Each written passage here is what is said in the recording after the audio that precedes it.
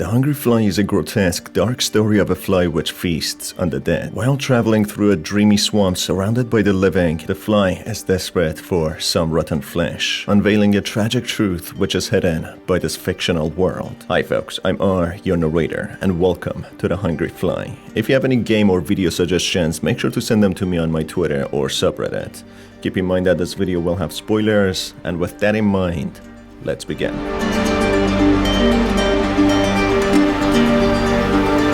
The protagonist of the story, being a hungry fly, flies around in a surreal swamp in search for its meal. It is not, however, a regular fly, as its sole purpose is to eat the dead so that they can't be found, which may indicate the fly is not actually a fly but a representation of a person who is trying to eat away the misdeeds so that they can't be found for him to be caught. While flying around the swamp in search for a meal, the fly sees a green caterpillar. The caterpillar tells the fly about a friend named Lollipop who detached itself from the caterpillar and left it wounded. The wound is unlethal, however, which leaves the fly disappointed that it can't feast on the caterpillar's flesh. The caterpillar suffers from loneliness as, due to the severity of the wound, it is not able to host a new friend, therefore she will remain lonesome forever. In the real world, butterflies and caterpillars frequently host insects that attack and destroy their hosts, sometimes eating them alive from the inside, and once there is nothing for them left to take, they detach themselves from the hosts by paralyzing them and eating their way through the thick skin, which does not always kill the caterpillar but leaves it wounded. The caterpillar potentially mistook the bloodthirsty parasite for a friend. Loneliness and childlike mentality of the caterpillar could suggest that the caterpillar might be a representation of a child who is lonesome and has been previously hurt by someone who they considered a friend, which makes him a perfect target for a predator fly. Dissatisfied, the fly leaves the wounded caterpillar and continues on its hunt, just regarding to it as a source of food. While flying around, the fly finds another potential victim, the red caterpillar with similar wound to the previous green caterpillar. Its wound is also not lethal, however it disables the caterpillar and makes it unable to use its limbs. The caterpillar claims someone came, attacked and left it wounded without an apparent reason, leaving it unable to play with its yo-yo. The fly, completely unfazed by the cries of the caterpillars, only cares about satisfying his hunger, asking without a second thought about the time of their death. The red caterpillar, however, tells the fly nothing dies in this mysterious swamp, therefore the fly will remain starving forever, claiming the fly doesn't fit the world that it's in. The fact that the caterpillar was upset for not being able to play with its yo-yo is an indication of a childlike mentality, which may suggest all the wounded caterpillars are children and victims, and the fly represents a predator who feeds on those in pain, weak, lonesome, or miserable. The starving fly finds a giant, grotesque-looking Venus flytrap and decides to talk to it. The fly cries it can't find anything dead, while the plant sympathizes with the fly and confirms that the world they are in makes it impossible to find anything dead to eat, as the creatures don't really die here, only their flesh changes and evolves, and the only thing that leaves the corpse is time, as it leaves the living with memories of their past, good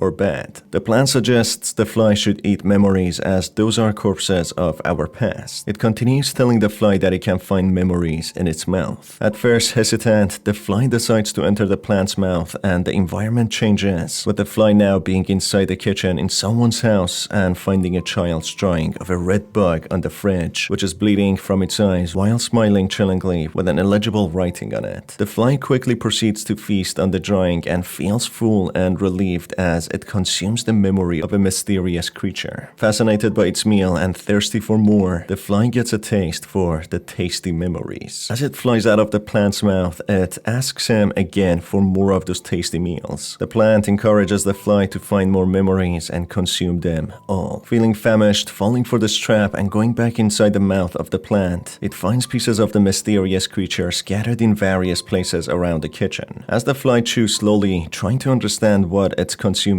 it finds out that it's chewing on the memories of a monster. The taste of the monster is so tempting that it makes the fly crave for more of its flesh, which it consumes even more. The flesh is appearing in various child-friendly forms like drawings and crayons, but once it is eaten by the fly, it is bloody and meaty as flesh would be. Every bite is more enticing as the fly feels the need to learn more about the monster and longs for it to disappear. It then finds another child's drawing and consumes it again and again, enjoying every last bit, and the more it eats, the more obsessed it becomes. The fly then finds a children's book with a French title on it, which translates to The Bear Who Wanted a Friend, and again consumes it whole. As the fly eats and eats, its hunger grows and it becomes obsessed with consuming all the memories which it realizes belong to no other monster but itself. And it begins to crave eating away any traces of its past life so that nobody would ever know the monster ever existed. As it keeps eating, it encounters another memory of a box of children's cereal with a game on it. It proceeds to chew on it, relieved that there isn't much left of its memories. As the fly flies around the kitchen, it encounters a broken yo-yo, which was referred to in the past by the wounded caterpillar, which it quickly starts to eat the yo-yo without giving it a second thought. As it eats and eats, it proceeds to merge and bind with the monster, which enables the fly to remember the monster's memories and feelings as its own. The fly here clearly represents a predator who feeds on the memories of their past, while the plant may be a portrayal of the predator's twisted mind, which acts as an ally to the fly, but in reality it's the destructive urge of the evil protagonist to perform all of his twisted fantasies. The plant is a fly-eating entity which represents the destruction of the protagonist and essentially consuming the protagonist's mind through sinister urges. Plants in general produce fruit and can be seen as a source of food and nutrition, feeding one, which in here feeds the fly with memories, making it merge with a monster. The plant mentions that the only way to feed the starving fly is to consume the memories. The memories are mysterious and cryptic, but they all contain an item belonging to the caterpillars, the victims. The protagonist, who is represented as a parasitic fly, never being satisfied yet never dying and surviving on these twisted memories, uses the souvenirs he took from his victims to satiate his never-ending sinister urge of hurting others. Therefore, the plant can be seen as the twisted psyche and urge of the protagonist. One surface seems to be the fly's ally, veiling the truth of the grotesque world that he is submerged in. It keeps encouraging the protagonist to commit the atrocities, feeding him with the memories of his crimes. His urge is never dying, yet never satisfied or fully satiated. Therefore, it needs more and more to feed on.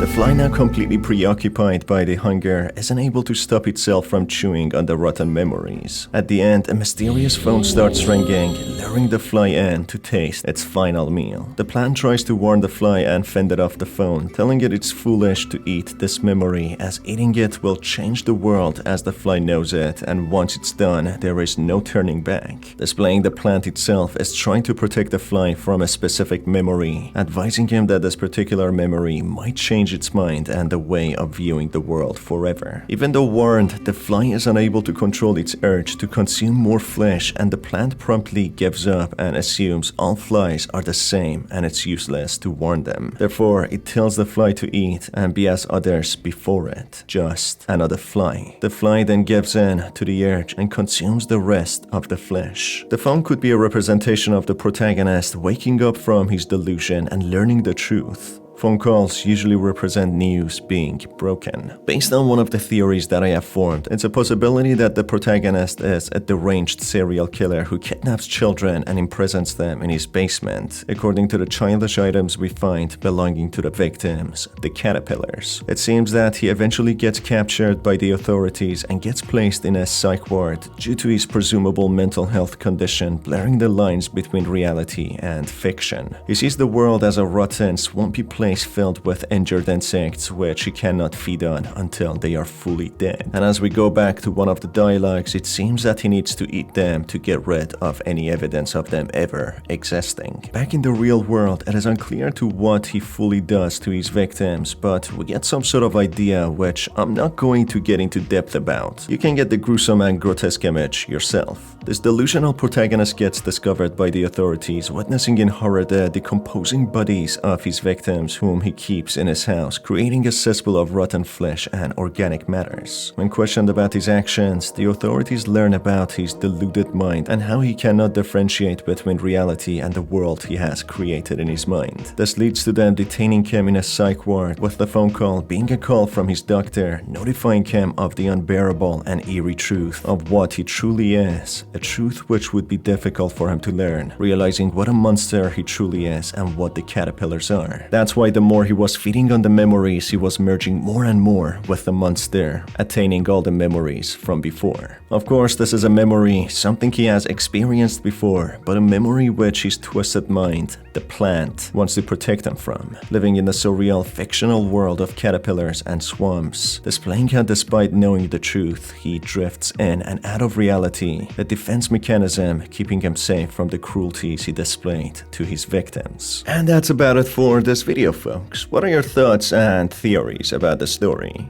Keep in mind that it's still at the demo stage, so there could be a lot more added to the story of the game.